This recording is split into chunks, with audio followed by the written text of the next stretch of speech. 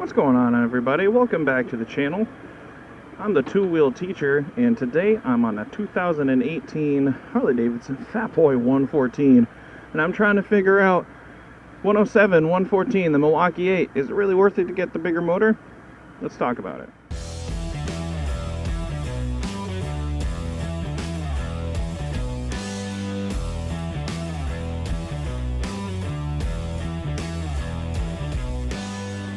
So Milwaukee's main workhorse big V-twin motor that they offer right now is called the Milwaukee 8. They debuted it in 2018, and it comes in two standard sizes. You get a displacement of 107 cubic inches or a displacement of 114 cubic inches.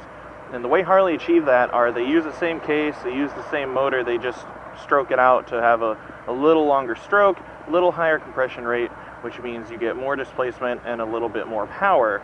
And when you go to a dealership and you want to buy a brand new bike, they're going to ask you, do you have a preference, the 107 over the 114, vice versa, what have you. And if you don't really know the difference, you might be thinking, wow, 7 cubic inches. And you visualize that and you think, yeah, that's a lot of air. It's going to be a pretty big difference. And it's time to find out if it is. So if it's your first time watching one of my videos, welcome to the channel. I do, if you're into motovlogs, bike reviews, and that sort of thing, basically everything Harley-Davidson and motorcycles, be sure to hit that subscribe button so you don't miss any of this brand new motorcycle content that's coming at you 3 days a week. So if you've watched any of my videos where I've been on top of a bike that's got a Milwaukee 8 in it, then you're going to know that I love the Milwaukee 8 motor.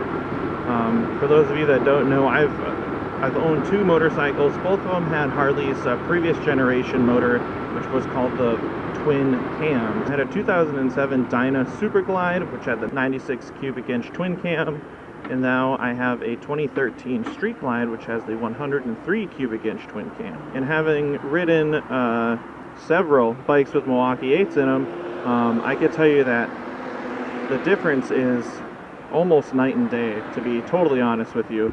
The Milwaukee 8 just has more low-end torque, it's got more pickup from a stop, and it's got more bite for longer in the rev band, and so I just absolutely love these Milwaukee 8 motors.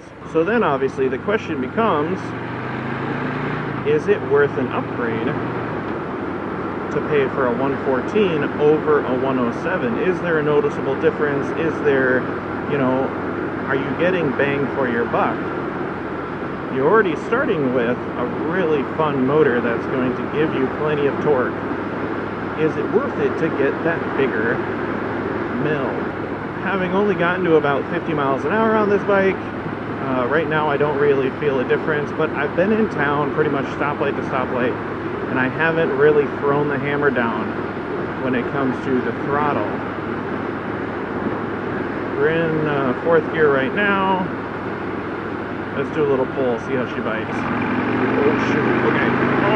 Oh Lord. Okay, so. Alright, this thing does have a ton of pull. Holy cow. Alright, so the 107 is plenty of fun, but I don't remember feeling like I really needed to white knuckle these grips when I was on a Fat Boy 107. We're in town. I'm gonna have to find sort of a less busy road with a little more straight on it. I don't know if I mentioned, but this is a 2018 anniversary edition, so it's got this really sweet paint scheme on it. You've got this sort of denim blue matte finish paint, and then you've got this really cool Screaming Eagle Harley-Davidson logo painted on the side. So 115th anniversary edition, I think. So I guess if I could draw an analogy to like buying, a brand new car, let's say you've got a car where they offer a 4-cylinder and they offer a 6-cylinder. You're not getting any more practicality, you're not getting any more functionality necessarily, you're just getting a more capable motor, get you places faster if you really need to get there faster. And if you're wondering what I'm comparing this to, you can actually check out my Fat Boy head-to-head that I did between the second generation and this generation of the Fat Boy, which was a 103 twin cam up against a 107 Milwaukee 8, so you can check that out here. So that's sort of my baseline comparison. That's my 107 comparison, is from that particular Fat Boy.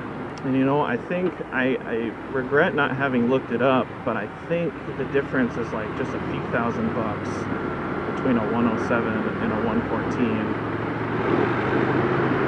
It's not a massive price difference, but it's noticeable. Like you know, if you finance the bike, you're gonna notice it in your payment. Obviously, if you pay cash, you're gonna notice it in your payment.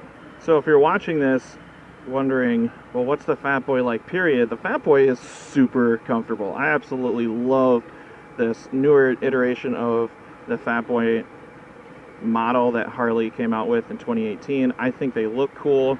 Actually, I think they look better than the old Fat Boy. You know, the old Fat Boy, how did you know it was a Fat Boy?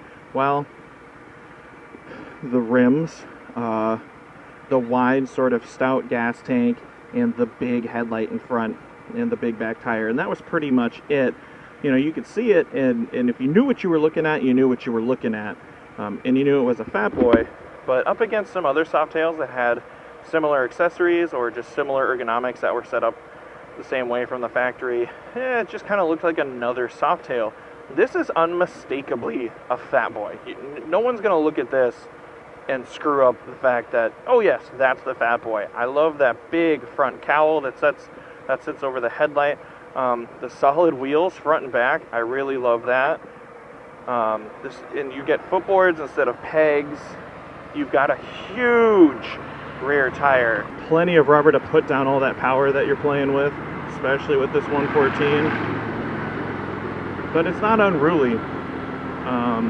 You know, this is manageable power. This is power you can play with and have fun with, not wonder if you're going to end up burning out from a red light and dropping the bike. One thing that just astounds me about these bikes is how little vibration is translated up through the footboards and through the handlebars. You know, you got this big V-twin just pounding away right between your knees, and you would expect a ton of vibration to be translated up, and you just don't get that. It's just this awesome, comfortable bike. And if this is one of my first bike review motovlogs that you've watched, and you didn't know, basically every bike you see on my channel, with the exception to my Street Glide, is borrowed from Tallahassee Harley-Davidson in Tallahassee, Florida. They got a really cool team up there in sales, merchandise, parts, and in service. So if you're in the North Florida area and you need a bike, or if you've got any questions about any of the bikes that I ride and feature on my channel, head to TallahasseeHarley.com, get all your questions answered, maybe buy a bike. Alright, so we're going to enter pretty slowly, and then move toward a fast speed that I will not say explicitly. Alright, starting at about 20, and here we go.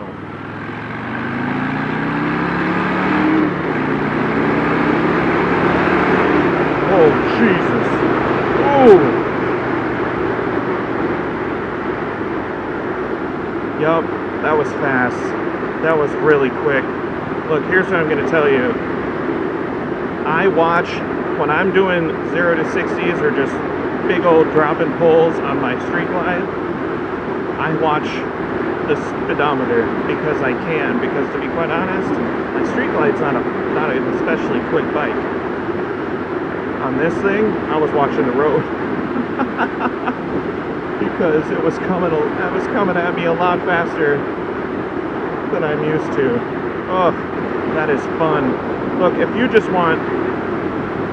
want a bike that you can just have that sort of speed-inspired fun on, yes, the 114 is worth it. That's really what it comes down to. You want that top end, you want that spine-tingling, hold on, real good feeling, this is the bike you're going to do it on. You want a 114. But the real next question is, okay, what about a 117? What about a 128? What about the 131 cubic inch crate V-twin that Harley make and offer? That's the real test.